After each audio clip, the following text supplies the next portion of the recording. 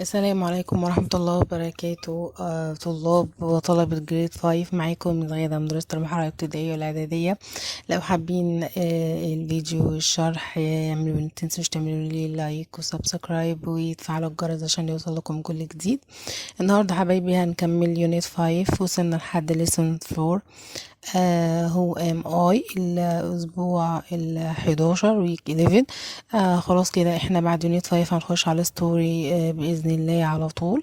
فمش محتاجه اقول لكم ان احنا نشد حيلنا شويه ونبدا نراجع على كل اليونتس اللي فاتت مع حفظ طبعا الكلمات الجديده، لان المراجعه باستمرار زي ما بقول بتزود من ان احنا ما ننساش. فهنبدأ مع بعض على طول الكلاس بيرفورمانس اللي هو الورم اب زي ما احنا متعودين، السؤال التمهيدي بتاعنا. وهو سؤال جميل جدا ومهم، بيقول لي can we live without water و why؟ يعني هل احنا بنقدر او بنستطيع ان احنا نعيش من غير الووتر، وايه السبب؟ طبعا انا كتبت no you can't because without water life would stop. وطبعا الجملة دي او السنتنس دي بالذات انا واخداها من التكست عندكم في الكتاب، هتلاقوها في ليسون 4. عشان كده بقول السنتنس مهمة جدا ان انتوا تحفظوها، علشان هتستخدموها في الباراجراف او في اي انسر هتكون زي الكويستشن ده، نبقى عارفين هنكتب ايه بالظبط وهنقول ايه، ومن خلال ان احنا جايبين كمان من الدرس. طيب read and write the correct form of the words between practice. بيقول لي number 1 the sand نقط in the garden is rich and good for growing vegetables. طيب sand يعني الرمل، احنا طبعا مخدناش الرمل هي اللي بنقدر نزرع فيها، بل بالعكس بتبقى ايه، هي مين فيكي برافو السويل. يعني ايه السويل؟ يعني التربة. هي عندي في الجاردن rich and good for growing vegetables، ان انا اقدر ازرعها خضروات. نمبر 2 بيقول لي minerals نقط power our homes and many machines. طبعا مش المعادن، لا دي هي الالكتريسيتي اللي هي الكهرباء، هي اللي بتقدر تدينا الكهرباء في بيتنا وبتشغل الأجهزة بتاعتنا. نمبر 3 عندك trees. trees نقط can be used to generate clean energy. طبعا هنا انا اعتقد في اجابتين صح، يعني ممكن نقول sun، ان الصن من الحاجات اللي ممكن تعمل لنا نستخدمها وتدينا طاقة نظيفة، او الويند اللي هو الريح. يعني اعتقد دي صح ودي صح. نمبر 4 بيقولي is this test more bad؟ يعني ايه is this test more bad than the last one؟ طبعا more bad قلنا من الادجectives اللي هي irregular اللي احنا خدناها في درس comparative، وقلنا هنحفظها هي وجود وبقية الصفات، لانها بتتغير شكلها زي ما احنا شايفين كده بقت worse. فدي حاجات لازم already تكونوا حافظين الفورم بتاعها لما تيجي تعملوا compare between two things او two ايه يعني حاجتين. طيب number 5 he runs نقط than his brother really more fast. طيب هنا fast طبعا مش من الصفات اللي هي شاذة على حاجة، فهنزود لها er بس. طب حد يقول لي طب ليه ما حطناش قبليها more زي ما موجودة كده؟ لان fast من الصفات الشورت adjective اللي ما ينفعش نكتب قبليها more، لا احنا لازم هنحط لها er، لان احنا قلنا short adjective لازم يتضاف لها er at the end of the adjective. طيب حلو قوي الكلام ده. تعالوا بعد كده بقى نخش على put the words in the correct order اللي هي rearrange. يعني طبعا قلنا في rearrange بنبدأ بالكلمة اللي بتبقى ولها capital letter، من خلال كمان بقية فهمنا للمعنى الكلمات هنقدر نكون الجملة في سياقها الصحيح. طيب water essential for is life. أنا هنا بدأت بوتر طبعا لأن المية هي الأساسية للحياة، مش الحياة هي الأساسية للمية، فبقول water is essential for life. طيب نمبر 2 عندي shape وهاز ونو it، يعني عايزة أقول إن هي ملهاش شكل، فهقولها إزاي؟ هقول it has no shape، يعني ليس لها شكل. محدش يقول لي it no has، لا it has الأول وبعد كده no shape. طيب نمبر 3 بيقولي can water cool clean and grow things. الجملة دي كتيرة قوي، لو اللي يشوفها يحس ان هو يتخض، بس مش هتخض ولا حاجة. لو انتم مذاكرين كويس الكلمات والدرس هتعرفوا تكوين الجملة دي بسهولة. فهقول water can cool او clean. طبعا الفيربين اللي هيتكتب الاول فيهم صح، تمام؟ يعني سواء كتبت cool الاول او clean الاول الاتنين صح، بس ما ننساش نحط كوما بينهم، لان احنا هنا هنقول 3 verbs ورا بعض. يعني هقول cool و clean and grow things. خلاص هنا في 3 verbs، فهيبقى في كمان before and كوما، يعني قبل and كمان هتحطي لي كوما. طيب وهنا طبعا ايه، نحط فول ستوب في الاخر. Number 4 animals and plants water need people. هنا برضك نفس الكلام، في كذا حاجة مع بعض many examples، فهيبقى في كوما بينهم، فهقول people كوما animals كوما and plants. مالهم بقى التلاتة دول؟ محتاجين need water. هنا نفس الكلام، لو كتبتي animals أول بعد people صح، او plants الاول بعد people صح، بس احنا دايما بنختار السياق اللي جات لنا بيها في التكست في الكتاب بتاع المدرسة. خلاص انا بتكلم على جراماتيكال، لكن لو هنتكلم على الدرس بتاعنا الجملة جات فيه ازاي، فاحنا هنكتبها زي ما موجودة في الدرس بالظبط. فهقول people animals بعد كده كوما and plants مالهم need water محتاجين المياه. خلاص بعد كده بحط فول ستوب لان هي جملة. في الاخر عندي number 5 بيقول لي is و apart و always something و greater و of و it. طبعا هبدأ بأول حاجة اللي هي it. it is it is ايه؟ بيقول لي it is always هي دائما apart. يعني apart يعني جزء من ايه؟ apart of، لان of هنا جاية بمعنى حرف جر. it's a part of something greater يعني هي جزء من شيء عظيم. دي طبعا sentence، فاحنا بعد ما نكتب التكوين بتاعها هنحط برضك زي ما احنا قلنا في الاخر full stop. طيب بعد كده الهوم ورك جاي جميل جدا، الباراجراف مديهولي اوبن ان انت تكتب عن اي حاجة انت شايفها as a treasures في ايجيبت، موجودة في مصر، كنز من كنوز مصر. طبعا احنا خدنا في الدرس اللي قبليه الناتشرال ريسورسز، المصادر الطبيعية اللي موجودة عندنا في مصر، وكلنا بنعتبرها ان هي treasures ولازم نحافظ عليها. فلو كتبت على اي مصدر منهم الاجابة بتاعتك هتكون صحيحة. بس اهم حاجة لازم بعد ما تكتب عن حاجة، يعني تيجي تتكلم عن حاجة، سواء هتتكلم على النايل ريفر او هتتكلم على الفوسل فيولز او هتتكلم على المينرالز، التلاتة لازم في الاخر هتقول وتجاوب على السؤال اللي هو بتاع how can we keep them safe، ان احنا في الاخر ازاي هنحافظ عليهم ومن ان هم يفضلوا كده في ايه، في امان، ما يخلصوش او ما يتلوثوش. طيب انا اخترت هنتكلم عن النايل ريفر لان انا شايف النايل ريفر ده درس مهم جدا، لانه مصدر اساسي في حياتنا، فتقريبا هيتكرر معانا كتير سواء في الباراجراف او هيتكرر معانا كمان في الرينج، وبيجي جمل كتيرة في البنكتويت عليها. فانا قررت ان انا ابدا الباراجراف بتاعي. اللي عايز يتكلم على اي حاجة تانية يتكلم، مفيش مشكلة، بس اهم حاجة يكون حافظ زي ما انا قلت سياق الجمل عشان ما يغلطش جراماتيكلي وهو بيكتب. فهحاول بقى استخدم الجايند elements اللي هو مديهالي. بيقول اول حاجة Egypt has many treasures، هبدأ بيها السنتنس بتاعتي. هقول Egypt has many treasures like the Nile River. يعني مصر فيها كنوز كتيرة زي نهر النيل. وخلي بالنا من البانكتويت ان انا جيت على نايل وريفر ومكبرة الليترز بتاعتها زي ما انا قلت. طيب حلو قوي الكلام ده. بعد كده بيقول it is the most important water source. شايفين السنتنس دي انا واخداها من قلب الدرس نفسه، يعني مش انا كاتباها من دماغي. يعني الباراجراف طبعا اوريدي مسموح لك اتس اوبن ان انت تكتب فيه اي حاجه من دماغك، تعبيرات اكسبريشنز وات ايفر انت عايز تكتب ايه، بس في سنتنس او تكست كده لو كتبتها في قلب الباراجراف بتاعك التيتشر بتاعتك بتفرح، بتقول بس لا ده يعني ده انسان لا مذاكر وحافظ وفاهم كمان.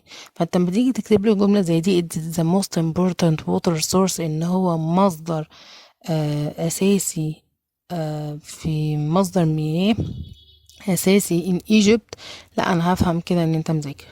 اوكي. طيب بعد كده الجملة التانية بقول it provides us water for drinking and farming. النايل ريفر، نهر النيل هنا بيديني water علشان نشرب، وعشان ايه كمان؟ عشان farming. يعني هو مش بيساعدنا بس ان احنا already can live نقدر نعيش، لا ده كمان بيخلينا نقدر نزرع الفيجيتابلز بتاعتنا زي ما احنا ايه عايزين. طيب هنيجي بعد كده هو نخش على الجملة اللي بعديها وركز فيها. بيقولي ايه؟ بيقولي without water life would stop. يعني من غير الحياة، من غير المية ايه اللي هيحصل؟ life would stop. طيب ايه هي بقى السؤال الاخير اللي انت مفروض تكتبه وتحفظه في كل البراجرافات؟ ايوه، اللي هو we must use it wisely and never waste them. يعني احنا مفروض نتعامل مع المصدر ده، اللي هو زي ما انت هتكتبه سواء المينرالز او الفوسيل فيولز او الووتر اللي انت هتتكلم عليه، لازم في الاخر تقول we must use it wisely and never waste them. يعني هنتعامل معاه بعقل او بحكمة وما نصرفش في استخدامه، ونحاول نرشد الاستخدام فيه. الجملة دي مهمة جدا وهتتكرر معاك كتير، فانت لازم تحفظها. مطالب منك ان انت تحفظها عشان تكتبها في الباراجراف على اي حاجة انت هتتكلم عنها، سواء في النيتشر ريسورس او هتتكلم على اي تريجر موجود عندك في ايجيبت. طيب هنخش بعد كده على اللي بعديها. بيقول لي ايه؟ هنخش بعد كده على lesson 5 اللي هو a poster. طبعا انت هنا مفروض هتعمل بوستر او هتتكلم على حاجة انت شايفها valuable بالنسبة لك، قيمة جدا. بس انت هنا مش هتتكلم بقى على الجولد ولا على الدايموند، لا ده هنا عايزك تتكلم عن الاشخاص نفسهم اللي في حياتك واللي انت بتعتبرهم very valuable زي الجولد بالظبط والدايموند. فانا هنا كتبت وجاوبت ان الحاجة الvaluable عندي هي ايه؟ هي my family. في ناس هتكتب my friends، في ناس هتكتب أشخاص تانية في حياتهم هي شايفاهم بالنسبة لهم like a gold in their life. فبرضك هتكون الإجابة صحيحة، لأن أنت مفروض معاملتك في حياتك بتتعرف على معادن الناس.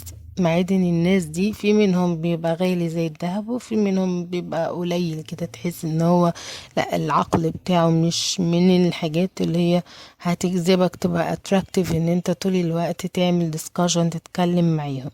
فانت هنا بيقولك what is the most valuable thing to you. تكتب بقى اللي انت شايفهم مهمين في حياتك وفعلا بتعتبرهم زي جولد اللي هو الvaluable. طيب انا هنا كتبت my family، تقدر انت تكتب اللي انت عايزه. بعد كده هو هنخش على read and complete the text with words in the box. عندك non-renewable و valuable و electricity و wisely و mineral resources. بيقول لي deep under the earth we discover valuable نقط. Gold is used for beautiful jewelry while diamond is even more نقط. Copper helps carry نقط and iron is super strong for buildings. Since these minerals are نقط and take millions of years to form, we must use them نقط and avoid waste. حلو قوي الكلام ده. الكتاب بتتكلم على الايه؟ المينرالز اللي احنا اكتشفناها under the earth. فبيقول لي deep under the earth we discover valuable mineral resources. يعني اكتشفنا مصادر معدنية. is used for beautiful jewelry. بيقولي gold is used for beautiful jewelry while diamond is even more valuable. يعني diamond طبعا احنا قلنا هو اكثر قيمة وثمنا من الجولد، من الذهب. طيب خلي بالك من كلمة valuable دي، انت لازم تحفظها جامد جدا عشان في ناس بتتلخبط ان بيبقى فيها two letter A. طيب بيقولي copper helps ايه؟ copper ده احنا قلنا هو النحاس. helps ايه؟ electricity. carry electricity يعني بيساعدنا في ايه؟ بان هو بيوصل لنا electricity الكهرباء لبيوتنا. and iron is super strong for buildings since the minerals are ايه؟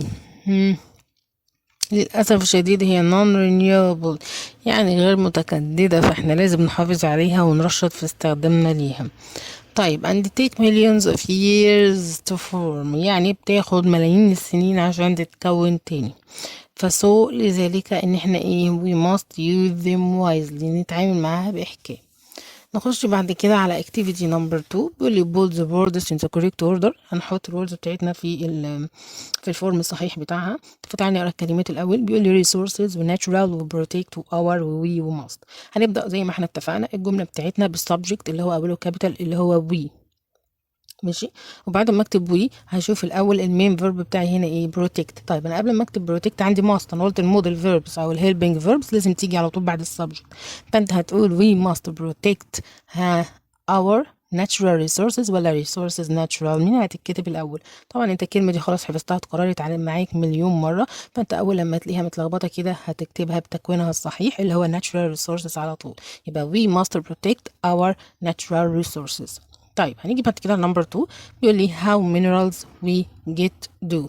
طيب هنا ده question، برافو، في حد سامعاه اهو قال ده question يا مس غاده، يبقى احنا لازم نعمل تكوين الكويستشن مش تكوين السبجكت. تكوين الكويستشن ايه؟ ان احنا بنبدا باداه الاستفهام الاول اللي هو how، بعد كده مش هجري ادور على المين فيرب، لا هدور على الهيلبنج فيرب او الموديل فيرب اللي هو مديهولي، وهنا مديني دو، يبقى هقول هاو دو، وبعد كده بدور على السبجكت، برافو، مش على المين فيرب، يبقى هقول هاو دو وي، وهاجي ادور بقى في الاخر على المين فيرب هاو دو وي جيت، وبعد كده الريست اوف ذا ايه ذا questions اللي هو الاوبجكت بقى اللي هو minerals. how do we get minerals؟ احنا بنجيب المينرالز ازاي؟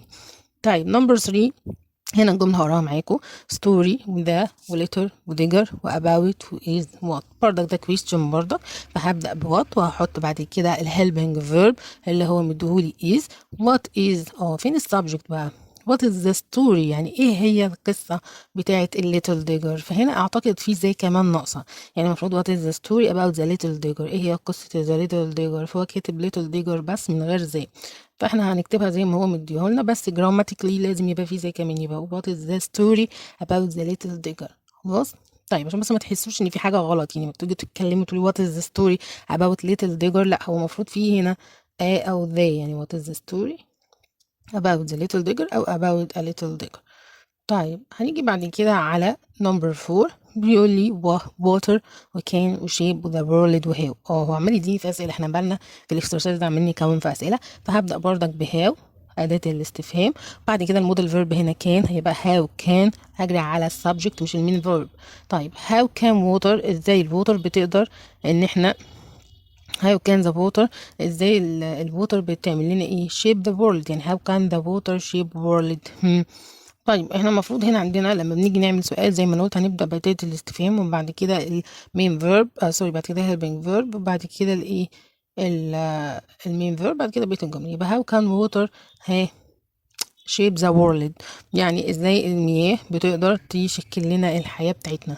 طيب نمبر 5 بيقول لي what، بص انا عملت بسرعه ازاي بقى عشان خلاص انا حفظتكم. what did you what did you learn from the story، ايه اللي انت اتعلمته من الستوري؟ جبت اداه الاستفهام الاول، بعد كده الهيلبنج فيرب، بعد كده السبجكت، بعد كده الفيرب اللي هو learn، وبعد كده بقيه السؤال. لازم تحفظ تكوين السؤال عشان لما يجي لك في الري ارينج تبقى عارف تكوينه. طيب البنكتويت زي ما اتفقنا احنا بنخلي اول حرف فيه بيبقى كابيتال خلاص وانت مغمض. جالك بعد كده نفي، لازم ما تنساش الابوستروف بتاعه اللي بيبقى محطوط من فوق. what size doesn't matter، what matters is helping others. احنا خدنا في العربي في حاجه اسمها الفاصله المنقطه اللي هي المنقوطه، يعني اللي هي بتبقى فاصله وفيها نقطه، دي بتتكتب دايما محطوطه عشان توضحي الجمله اللي قبليها، يعني size doesn't matter. طيب وضحي لي بقى ايه ده، ايه size doesn't matter، الحجم ولا ملوش اي مش مهم بالنسبه لي. ليه؟ لان what matters is helping others، المهم هو مساعده الاخرين، فانا هنا جيت وضحت الجمله، فلازم لما يجي جمله زي كده ما تنساش البنكتويت بتاعها بالظبط وتعرف بتتحط امتى. طيب نمبر 2 حطينا طبعا خلاص نمبر 1 اخر حاجه الفول ستوب عشان دي سنتنس. هننزل على نمبر 2. water is essential for life نقط it has no shape. هنا جملتين في بعض فهنركز عشان هنا هنعمل فول ستوب، فهقول جمله تاني جمله بردك دي فول ستوب لوحديها، فهقول water is essential for life وهعمل فول ستوب وابدا جمله جديده خالص، ومادام بدات جمله جديده يبقى لازم احط السبجكت بتاعها بردك اي بتاع it كابيتال. فهتبقى it has no shape، وهحط ايه full stop. يعني بيقول لي المية مهمة جدا للحياة وملهاش شكل ولا لون، على فكرة مش تبقوا عارفين it has no shape or color، يعني عشان محدش برضك ايه يقول لي طب ما المية ملهاش لون، ما احنا عارفين يعني. طيب plants animals and people need water. طيب هنا في 3 examples، يبقى لازم نحط كوما بين كل examples، وهنيجي برضك قبل and ونحط كوما، وبعد كده هحط في الاخر full stop لان هي sentence مش question. طيب برضك هنا can water clean cool and grow things. طبعا هنا ده سؤال، فهجري هحط اول حاجه الكابيتال ليتر، بعد كده هقوم جايه هنا لقيت في ميني اكزامبلز اللي هي clean وكول وجرو، هحط الكوما بين كل واحده فيهم لان هنا بيسالني بتعمل ال3 حاجات دول. انا هنا نسيت وحطيت فول ستوب، صلحوها يا شباب، حطوا انتوا في نمبر 4 question mark. طيب نمبر 5 we must use our resources wisely. هحط طبعا we الدبليو كابيتال، وفي الاخر مش حاجه هتكبر تاني وهحط فول ستوب. نيجي بعد كده على التقييمات اللي هو الويكلي اسسمنت، بيقول لي جروب نمبر A او لتر A. هنيجي نحل كويس جدا بعد ما نقرا التكست والكلمات. بيقول لي ووتر المياه، فيرتل اللي هي الارض الخصبه اللي احنا خدناها، بعد كده هو minerals المعادن نيتشر ريسورسز اللي هي المصادر الطبيعيه. فهقول Egypt has many important nature resources ولا هقول minerals؟ لا هي هقول nature resources لان جاي بعد كده بيقول لي the Nile river is a vital source. طبعا is a vital water source، ما ينفعش اقول a vital natural gas source، لا water اتكلم عن الميه. طيب وفيتال يعني حيوي. اوكي vital source and our land helps grow. ايه هو اللاند اللي بتخلينا ان احنا نقدر نزرع فيها؟ برافو fertile land helps grow cotton. اوكي excellent. طيب احنا قلنا الفيرتل اللي هي اللاند اللي بتبقى ريتش اوف برافو، اللي هي بتبقى غنيه وبتقدر تخلينا ان احنا غنيه بالفيتامينز او المعادن اللي بنقدر نخليها تكون خصبه ونقدر نزرع فيها. طيب we also find oil and نقط underground. ايه اللي بنستكشفه او بنجده تحت الارض under the ground؟ ايوه برافو oil and natural gas excellent. قلنا عليهم كمان ان هم ان هم non renewable غير متجددين. طيب which provide electricity اللي بيمنحونا او بيدونا الكهرباء. these gifts from nature including various خلينا بقى نركز في النقطة دي. minerals يعني معادن. طيب هي المينرالز مش غالبا بتيجي بردك underground، حصل ومديك example بيقول لك like gold و they are بردك essential for our country's development and the future، ومهم جدا لتطور بلدنا واستقرارها في المستقبل. فطبعا الحاجات دي كلها زي ما اتفقنا دي كلها treasures in Egypt، فركز. طيب جروب بي بيقول لي بردك نفس الكلام، اديني الوردز بتاعتنا في تكست هنقراها زي ما اتعودنا الاول. بيقول لي coal و non renewable و iron و under the earth wisely. طيب حلو الكلام، هنقرا بعد كده الباراجراف كله. بيقول لي deep نقط we discover valuable minerals نقط is used for beautiful jewelry while diamond is even more valuable. Copper helps carry electricity and نقط is super strong for buildings. Since these minerals are نقط and take millions of years to form we must use them نقط and avoid waste. طيب أنا كتبت أول حاجة deep under the earth يعني تحت الأرض بعمق. we discover a valuable mineral resource like برافو like gold. ليه بقى؟ طبعا لأن الجولد هو اللي بيستخدم عند beautiful jewelry. طيب والدايموند is even more valuable، دي حاجة خلاص حفظناها. copper helps carry electricity and the A is super strong for buildings. برافو الأيرون هو اللي strong for buildings. طيب since these minerals are طبعا المينرالز زي ما انا قلت للاسف ما وضحت لكم فوق في الباراجراف اللي قبليه ان هو نون رينيوبل غير متجدد، وان هو تيك مليون اوف ييرز تو فورم بياخد ملايين السنين عشان يتجدد تاني او يتكون تاني. لذلك we must use برافو we must use wisely ان احنا نتعامل معاه باحكام او بحكمه علشان avoid waste ان احنا نتجنب اهداره او الاسراف فيه. نخش على جروب سي. بيقول لي ذا ليتل الستوري بتاعت الليتل ديجر.